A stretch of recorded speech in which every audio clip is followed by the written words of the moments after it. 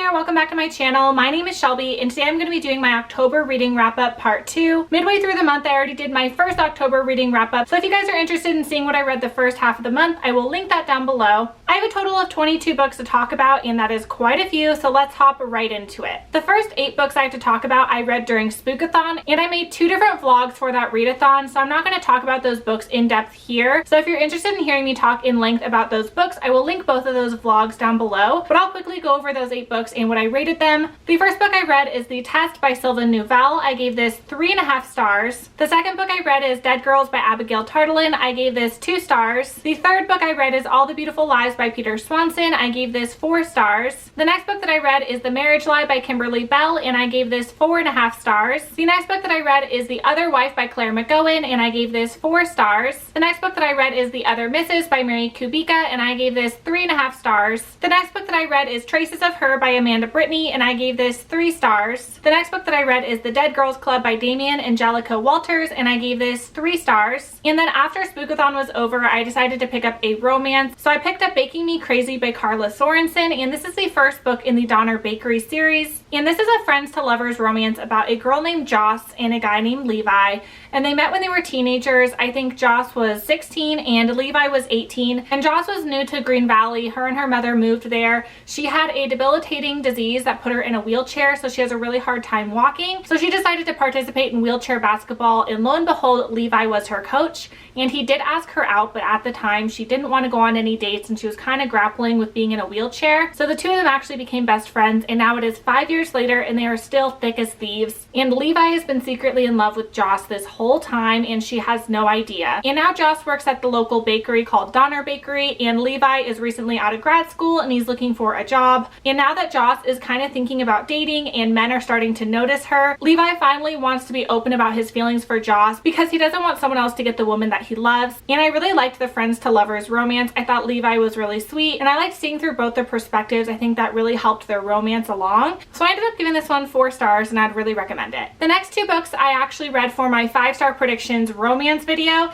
So I will link that vlog down below if you want to hear me talk about both those books in depth, but I will tell you what they are and what I rated them. The first one is From Luke Off with Love by Mariana Zapata. I gave this 4 stars. The next one is Before We Were Strangers by Renee Carlino, and I gave this one 5 stars. Then I had a couple of romance arcs to get read prior to Night Marathon, and both of these are already published.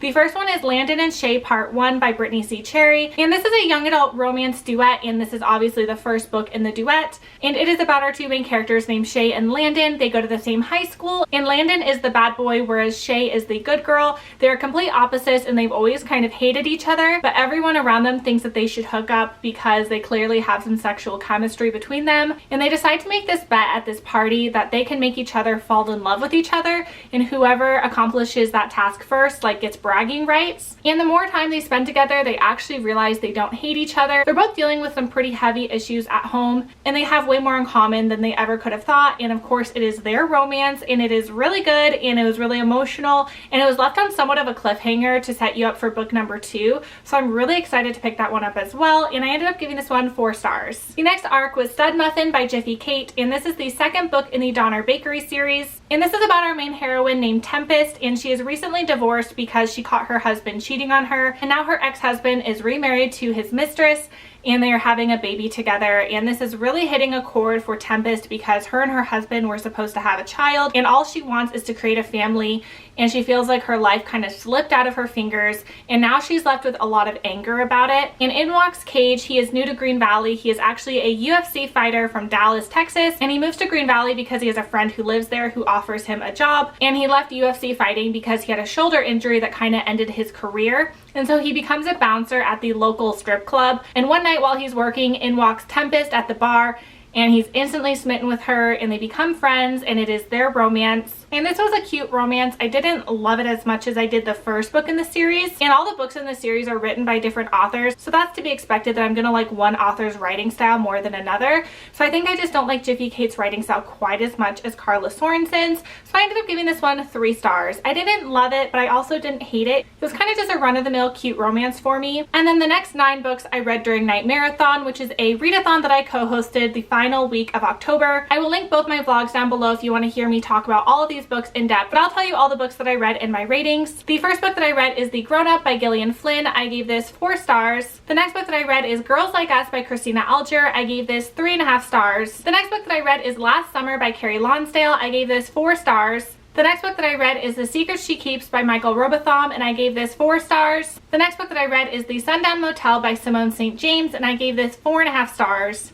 The next book that I read is Problem Child by Victoria Helen Stone, and I gave this 3 stars. The next book that I read is The Stranger Inside by Lisa Unger. I gave this 3 stars. The next book that I read is Not That I Could Tell by Jessica Strasser, and I gave this 3 stars. The next book that I read is The Whisper Man by Alex North, and I gave this 3.5 stars. So yeah, those are all of the books that I read the second half of October. I know this was kind of a quick video because most of the books I've talked about in other vlogs. I still want to make wrap-ups because not all of the books that I read are included in some type of vlog or readathon, but I do talk in depth about a lot of these books in those vlogs. So if you are interested in hearing about any of them particularly, like I said, I will link all the vlogs down below. I'd love to hear if you guys have read any of these books and if you liked them. Like always, I will link all the Goodreads pages to these books down below. Thank you guys so much for watching, and I'll see you guys on my next one. Bye.